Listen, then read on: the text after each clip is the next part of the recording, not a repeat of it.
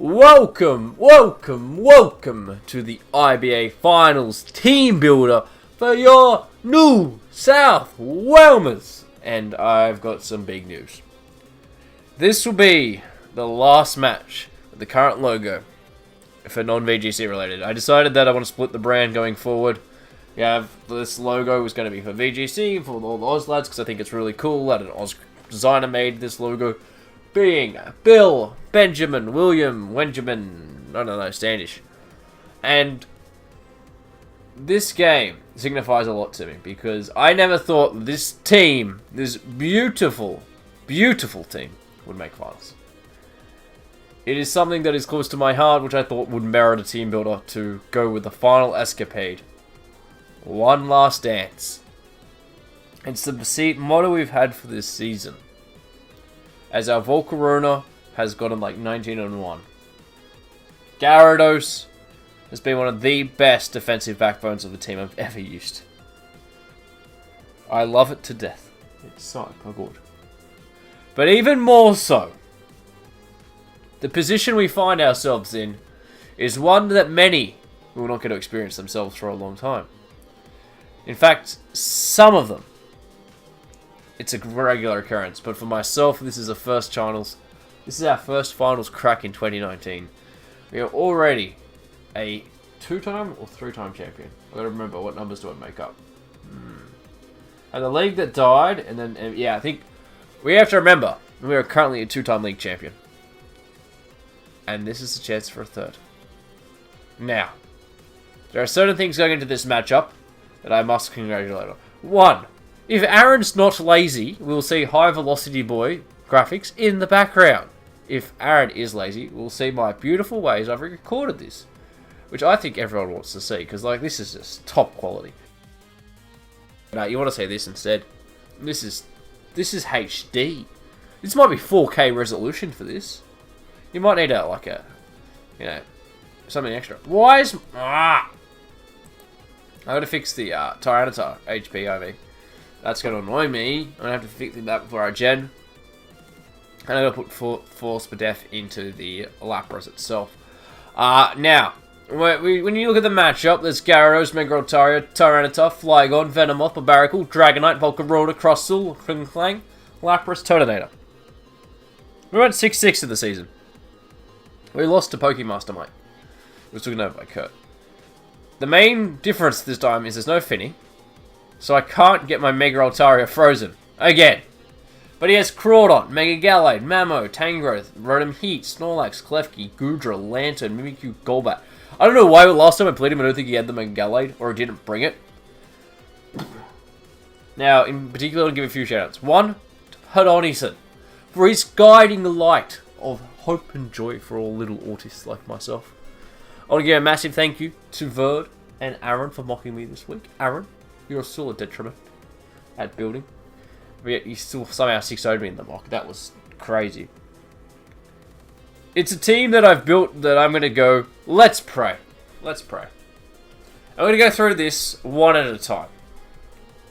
I'm going to go left to right, left, right, left, right. Firstly, on the team is going to be our primary win con this week, being a Mega Altaria with Dragon Dance Return, Cotton Garden Roost. This was the original set we brought against Pokemaster Mike in the original league. It did get frozen. It has been frozen 4 out of 5 times in mocks. The one time it was not frozen, it won the game. It is an absolute phenom of a Pokemon. The HP and defense investment means it can live a +2 Ice Punch from Mega Gallade. Yes, you've heard correctly. +2 Ice Punch from Mega Gallade. Mega Altaria takes it. 108 means that it's a 3-hit KO. Sometimes even a 4-hit KO from Rotom Heat, depending on their investment. I think from memory I did Timid HP Ice. The idea as well is with this defense investment is after a Cotton Guard, Ice Shard only does 20%, which could come in very clutch at the end of the game. Or even mid-game. Now, what does Mega Altaria not really want to deal with? Klefki is one of them. Snorlax can be definitely a pain, especially if it's like a belly drum if I do get the double Cotton Guard up pretty early, it doesn't really have much for the defense. Also as well Tangrowth. However, once I was looking at this, I was like, we need to start pairing things in conjunction this week. And boy, was there a beautiful boy. The thickness on Lapras. Lapras this week is going to be Perishong, Sub, or Protect Whirlpool. This is a set that I think in every mock got a kill. The trap is beautiful. If I trap the Klefki, if I trap the Tangrowth, if I maybe trap Mimikyu, trap the Mimikyu as it switches in, Whirlpool, Perish Song it, protect, sub, protect. It is definitely a risky game we play. You can always double protect and then switch out. And I really like that. I want that functionality on this team. I want Lapras to get kills. The defense investment means that a +1 frustration after protect shenanigans will not 3-hit KOs. Beautiful, beautiful boy. It's what I want to hear. Now that is very crucial to me because it means that Lapras has protect as well because it also wants to scout for things like Scarf Lantern. Oh, but you can't skip protect in Lantern. It could be anything. I know. That's why Pedonison swapped me with agility. Curse you. Old man Burb yells at Scarf when it's agility. Things it doesn't want to deal with, in particular the Mega Gallade. It's also a nice Aqua Jet switch in, especially for things like T-Tar, Barbaracle.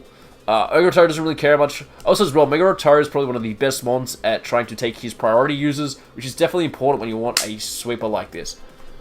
Next up. Oh, sorry, the 72 Spadef means it also 1v1s Klefki, which is another important Pokemon. The speed EVs just help with creep a little bit. Once it relax, the speed EVs on Mega Rotaro means a +1 it outspeeds Mimikyu. It was originally Mega Gallade, but I decided that because it can't get O-code by an Ice Punch, it's no point. Next up, we have Omega Jolteon. Now, this one is a bit of a weird one, but it's Granium Z, because once Rotom Heat goes down, his answers to the Flygon is Golbat. And Golbat really is Lapras bait.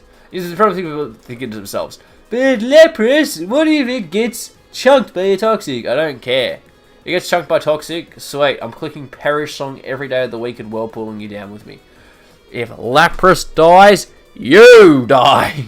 It's like that scene in Saw. I just want a conversation. Listen to me sing. Go, go, go! Then the sun comes up at the end. That's Lapras. Quite good. Now, also as well, the Granium Z means that after I U-turn on the Mimikyu, I can Granium Z it, which I think is really nice.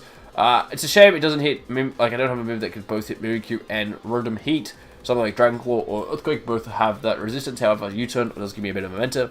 And also as well with the Scarf Tyranitar that may or may not be on your screen before, you have to check with Aaron!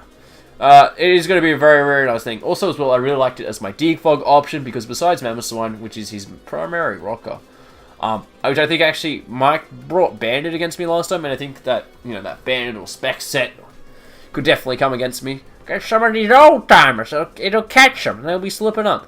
It would be something that would be a beautiful sight to behold because Granium Z, that U-turn into Mimikyu, you go out into Gyarados. Gyarados takes a +1 hit, Waterfall, then back into the Flygon and just Granium Z, Roost as well. G-Fog as well because I feel like Klefki is really limited. If it brings Mono Flash Cannon, it loses to Mega Altaria. If it brings like Toxic, you could bring Toxic Player off, but then again, that I feel like that loses to Lapras pretty quickly.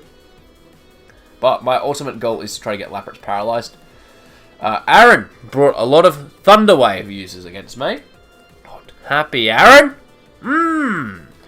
Also as well, Toxic, Waterfall, Taunt, protect Gyarados this week, max of his death. It's trying to, help chip down that Tangrowth, help chip down that Goodra, help chip down that Lantern, help chip down Mimikyu, help chip down Golbat. Taunt's just really nice to disrupt. There's nothing really to do. Protect also helps scan against different Scarfers. Next up, Lumberry, Barbaracle, Shell Smash. Lumberry is specifically for that Klefki. The attack investment is 63 or 65% after rocks. With the combination of HP, Spadef, it leaves 2 Thunderbolts from a Lantern. Lucky Lantern! Also as well, I really like that bulk investment. On top of that, I really just like the speed. Speed tier is to add +2 outspeed Scarf Lantern, because I don't really think there's anything else to really creep with that. Which then will also creep like Mega Gallade, I'm pretty sure, but honestly, make sure to let me know in the comments how fast a Lantern is. I've asked Hera, he hasn't seen it. He says it's too quick for him. There's also things like Snorlax, which cross drop is definitely for. Over low kick, I will take the crit chance every day of the week. And finally, 6-foot hacks, the big boy himself, the regular Tyranitar, Scarf Tita, MVP our last game, taking that Mega Laddie down. But this time, Stone Edge, Earthquake, Crunch, Stealth Rock. His only fighting mon in the team is Mega Gallade. It takes 50% from Crunch. On top of that as well, once it takes 50% from Crunch, then Mega Altaria can just, click return already. Also things like Flygon, Gyarados, all pretty free to do what they want to do. Like Gyarados lives a Thunder Punch. It's ridiculous. I love you, Gyarados. Not as much as I love Pedonison, but I love you a lot.